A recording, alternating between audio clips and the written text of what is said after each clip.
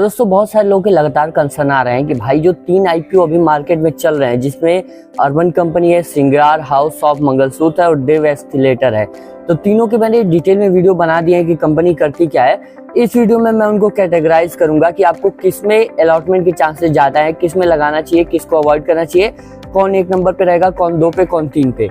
तो चलिए एक एक करके सबके बारे में बात कर लेते हैं। अगर आप बात करेंगे अर्बन कंपनी की, जिसकी जीएनपी बहुत हाई है, बट एक चीज और याद रखिए कि ये कंपनी एक तो स्टार्टअप है और दूसरा ये नेगेटिव से प्रॉफिट में आई है। तो अगर लॉस से प्रॉफिट में आ रही है कंपनी, तो उसको कुछ टैक्स क्रेडिट वगैरह भी मिला है। तो जो रियल प्रॉफिट है वो 28 करोड़ का है, बट इन्फ्लेटेड करके 228 करोड़ दिखाया गया है। तो आप समझ सकते हो कि मतलब ये वन टाइम प्रॉफिट है, ये नहीं कि अगले साल भी 228 करोड़ से ज्यादा का उम्मीद रख सकते हैं हम।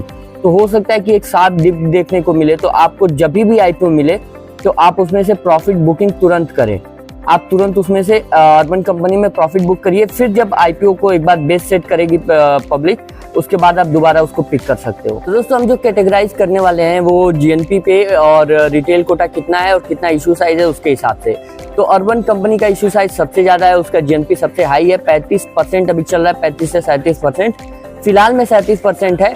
और साथ में अगर रिटेल कोटा की बात करें तो केवल 10% है, बट फिर भी 1,27,000 लोगों को मिलेगा रिटेल में, तो बाकी आईपीओ से काफी ज्यादा है। और वहीं अगर श्रृंगार हाउस ऑफ मंगलसूत्र की बात करें तो उसका जो जीएनपी चल रहा है वो है 17%, सीधे आधा है अर्बन कंपनी से, बट इसका जो रिटेल कोटा है वो 35% है, बट इसमें जो टोटल मिलेगा लोगों को वो 94,000 लोगों को मिलेगा।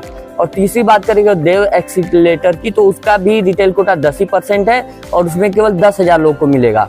जबकि जो देव वाला है वो 70x पहले ही दिन सब्सक्राइब हो चुका है। तो आप समझ लो एक तो 10% है, 10,000 लोगों को मिलना है, ऊपर से 70,000 लोगों ने ऑलरेडी एप्लीकेशन डाल दिया है और जीएनपी है 14%। तो इसको तो हटा ही दो अपने लिस्ट से।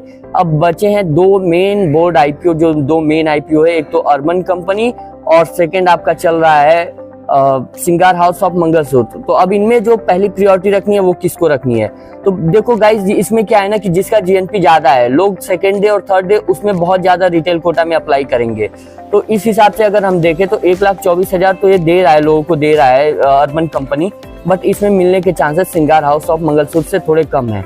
तो पहले पे हम रखेंगे श्रृंगार हाउस ऑफ मंगलसूत्र को, दूसरे पे रखेंगे अर्बन कंपनी को और तीसरे पे देव एस्केलेटर को। तो आप लोग किस हिसाब से अप्लाई कर रहे हो, क्या आपकी स्ट्रैटेजी है, कमेंट बॉक्स में जरूर बताएं। मिलते हैं नेक्स्ट वीडियो में, तब तक के लिए जय श्री राम।